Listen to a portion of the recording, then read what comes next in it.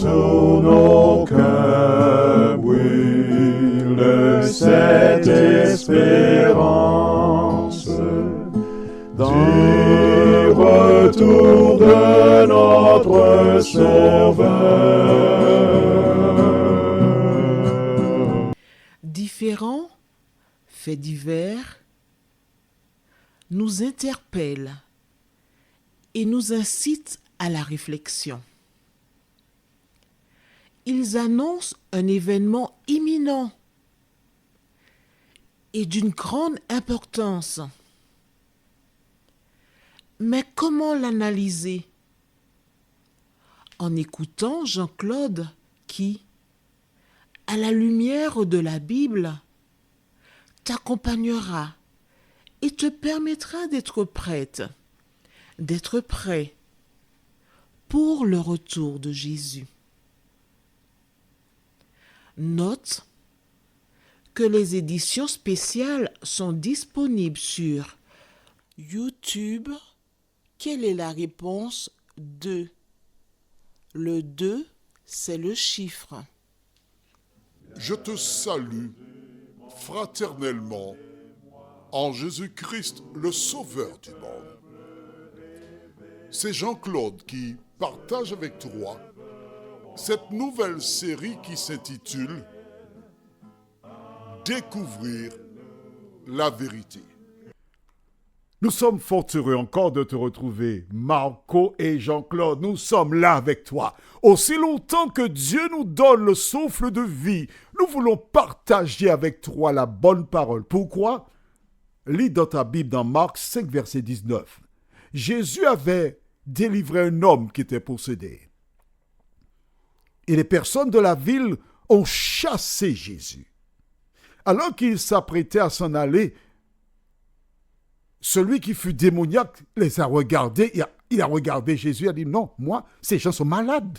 L'état dans lequel j'étais, Jésus m'a délivré. Il chasse Jésus. Je pars avec Jésus. Et il a mis sa jambe dans la barre pour montrer à Jésus, je veux partir avec toi. Et il pose la question à Jésus.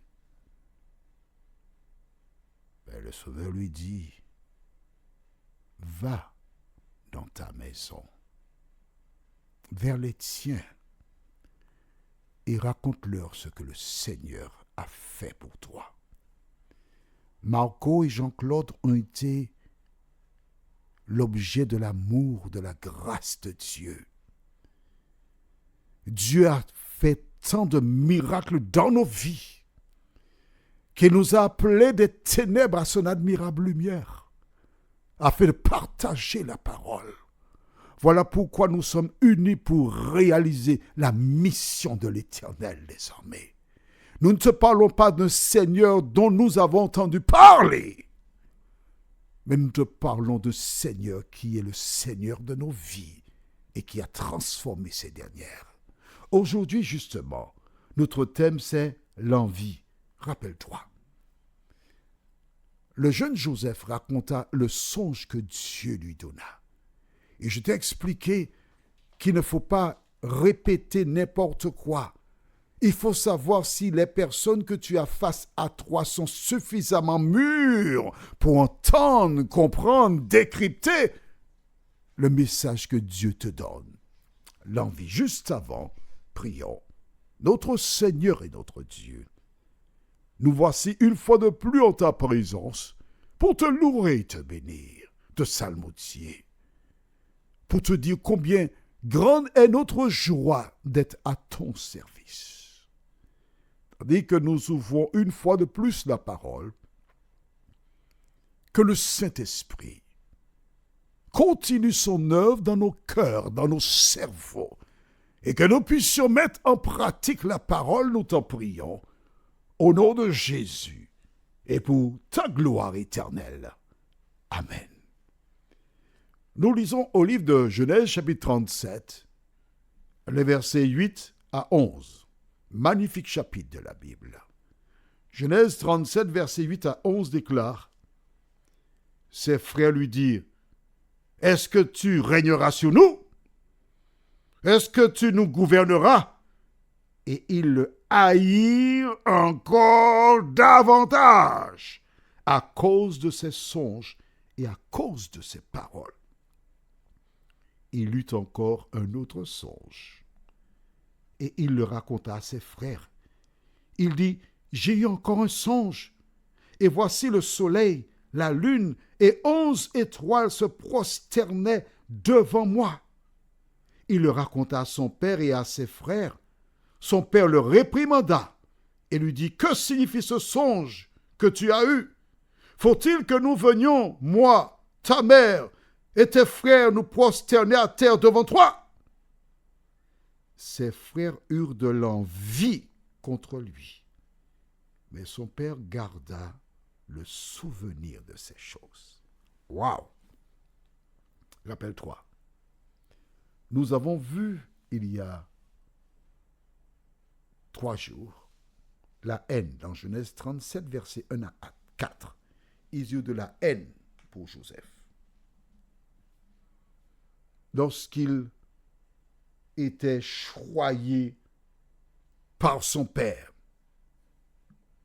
qui avait acheté une robe, qui avait fait préparer une robe multicolore pour lui. Il avait ensuite eu un songe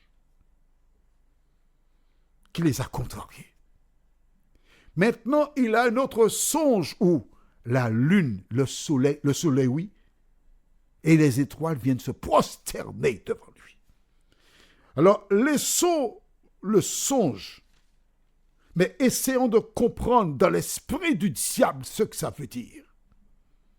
Il est en train de dire que le soleil, l'astre radieux, la lune, les étoiles, les créations de Dieu, qui d'une manière que j'ignore, rendent gloire à l'Éternel des armées. Il est en train de dire que le soleil, la lune, les étoiles viennent se prosterner devant lui. Alors dis-moi, à quoi cela fait-il penser? À Dieu, à l'Éternel. Et Satan qui surveille, parce que Dieu a annoncé que de la postérité de la femme sortira une créature, un enfant, un humain, qui viendra écraser la tête du serpent. Le serpent, c'est le diable, parce que on appelle aussi Satan le serpent ancien. Lorsqu'il entend que la lune, le soleil, les étoiles viennent se prosterner devant Joseph, il a la confirmation que c'est lui le Messie. C'est lui l'homme à abattre. C'est lui mon ennemi. C'est lui qu'il faut détruire, parce que c'est lui qui viendra un jour me détruire. Est-ce que tu as compris cela? Vois-tu, lorsque tu lis la parole, il ne faut pas te contenter de lire les paroles, mais de voir ce qu'il y a derrière la parole pour mieux la comprendre. Là, les frères de Joseph, est-ce que tu as noté?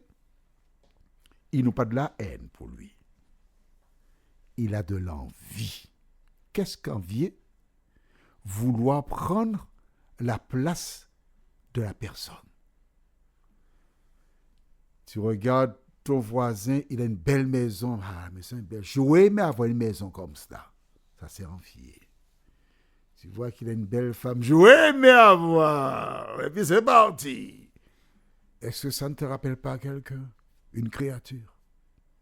Lucifer. Que voulait-il? Il voulait être comme Dieu. Il voulait avoir un trône au-dessus de celui de Dieu. Et quand il a été chassé du ciel parce qu'il avait envié le trône de Dieu, qu'est-ce qu'il dit à Ève? Mais non. Le jour où tu mangeras le fruit, tu seras comme Dieu, en vie. Toi qui m'écoutes, est-ce que tu es une personne envieuse? Alors j'ai mieux que ça pour toi. Au lieu d'avoir envie, je t'invite à remplacer l'envie par la certitude. Parce qu'envier, c'est peut-être, mais la certitude, c'est garanti. De quelle certitude s'agit-il? la certitude qu'ayant placé ta vie dans la main de Jésus, il te donnera la vie éternelle. Et là, il n'est pas question d'envie, mais de certitude. Note bien que les frères qui jusqu'à présent étaient jaloux, avaient connu la haine, maintenant, ils voyaient Joseph autrement. Ils auraient aimé être à la place de Joseph. Mais vois-tu, Dieu n'utilise que des humains pour réaliser son projet. Le diable utilise que des humains pour réaliser son projet. C'est-à-dire que nous sommes soit des agents de Dieu ou des agents de Satan.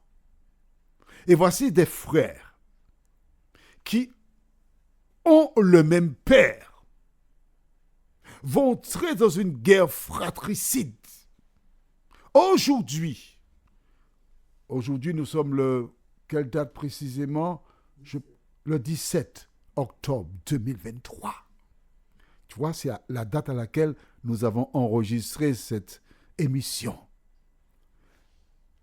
Les Israéliens et les Palestiniens se livrent à une guerre sans merci.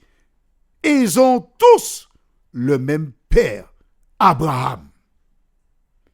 Est-ce que tu vois comment mettre la guerre entre frères, c'est pas nouveau? Depuis Joseph et ses frères, le diable a utilisé 10 frères pour descendre Joseph. Aujourd'hui, le même diable utilise plusieurs nations pour descendre encore Israël. Prions. Seigneur, nous découvrons que la méthodologie du diable est toujours la même. Son désir, toujours mettre la confusion, la division, détruire.